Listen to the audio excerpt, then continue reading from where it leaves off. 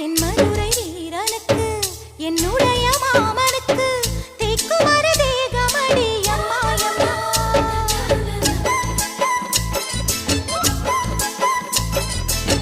மாமன் பெற்ற பெண்ணுனக்கு மையெழுதும் கண் எதுக்கு என்னை வந்து கொல்லுதடி அம்மாயம்மா